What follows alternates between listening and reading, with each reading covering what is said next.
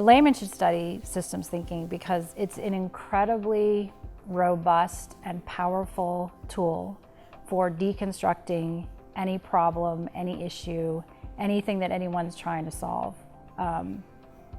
My understanding, as I've come to it a little bit later in my life than Derek did, is that there is actually a very simple and powerful way to approach these kinds of things using the concepts that are universal, not the pluralism of methods that you usually come across as you study systems thinking from the outside coming in.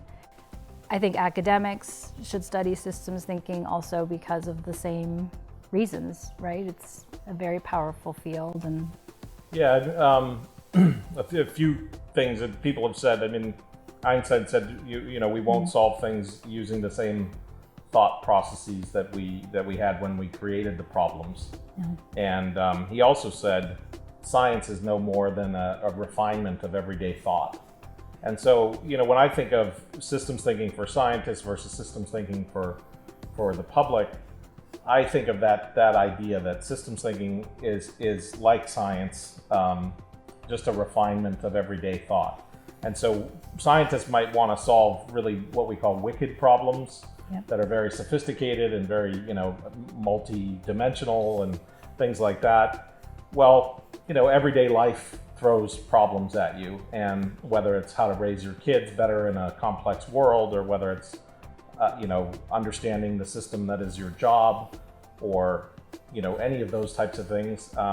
So systems thinking is going to help that everyday person understand their systems better, and it's going to help the scientists together solve wicked problems. So whether it's everyday problems or wicked problems, systems thinking, I think, is a common language and a common tool set that can be used to do that. Well, the thing that I was really excited by watching the SEPA kids apply these things to their topics is I saw them not just seeking different answers, but backing back into the question. So for example, maybe there's more than strengths, weaknesses, opportunities, and threats that I need to look at when I'm looking at poverty in Panama or tiger management in India. And maybe I should reframe the question and go back to my original assumptions. And, really, I think it's hard to explain it, there's a sort of simultaneous nature to developing that skill to really narrow in to the salient factors of a problem.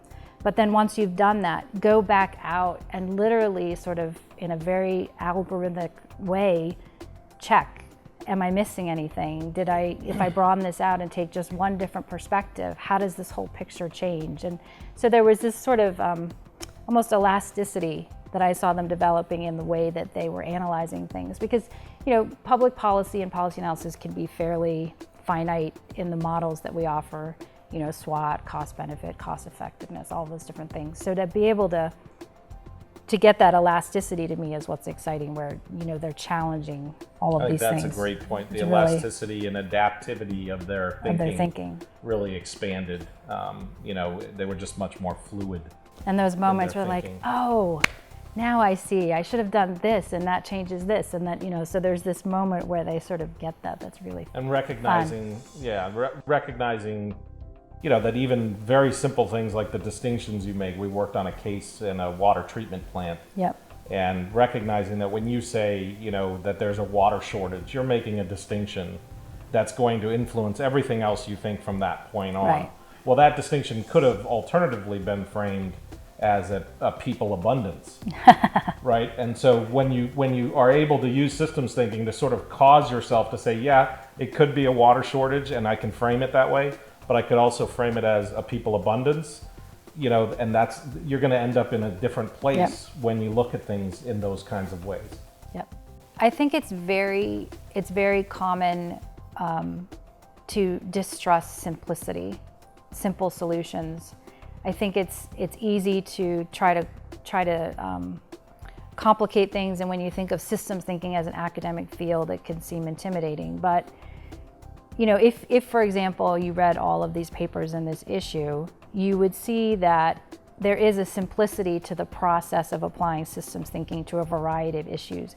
And I would urge people not to distrust that simplicity, but to embrace it, because it's very clear when you read all of the breadth of the topics, the Syrian refugees, climate change, tiger management, poverty, coffee production, even child protective services and politically correct language and its impact on dialogue. I mean, to see that all of these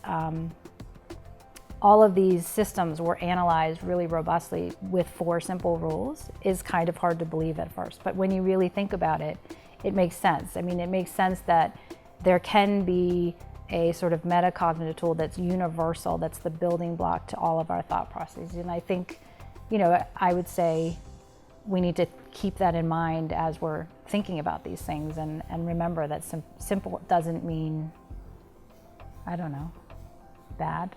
Yeah. That simple is actually quite robust. It Yeah. can be quite robust. And I think that's the beauty of the papers.